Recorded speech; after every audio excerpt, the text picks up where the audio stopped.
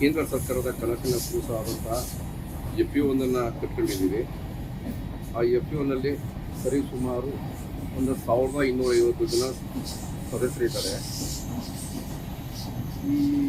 ನಾವು ಯಾಕೆ FPO-ನ ಕಟ್ಕೊಂಡಿದ್ದೀವಿ ಅಂದರೆ, ಕೇಂದ್ರ ಸರ್ಕಾರದ ಆಜ್ಞೆಯಂತೆ ರೈತರಿಗೋಸ್ಕರ ನಡೆಸುವಂಥ ಕಂಪ್ನಿ ಇದು. ನಮ್ಮ ಕಂಪನಿಯ ಮುಖ್ಯ ಉದ್ದೇಶ ಅಂದರೆ ಗುಣಮಟ್ಟದ ಬೆಲ್ಲವನ್ನು, ಉತ್ಕೃಷ್ಟವಾದ ಬೆಲ್ಲವನ್ನು ಈ ನಾಡಿನ ಜನತೆಗೆ, ಈ ದೇಶದ ಜನತೆಗೆ ಉಣಬಡಿಸಬೇಕು ಅನ್ನೋದು ನಮ್ಮ ಆಸೆ.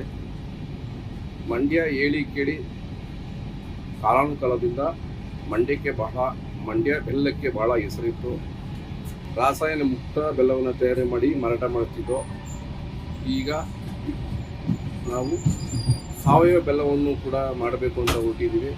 ನಾವು ಇಲ್ಲಿವರೆಗೆ ಗಣರಾಜ್ಯ ದಿನಾಚರಣೆ ಅಂದರೆ TV ನೋಡ್ತಾ ಇದ್ವಿ, ಅಲ್ಲೇನೇ ನಡೀತದೆ ಅಂತ.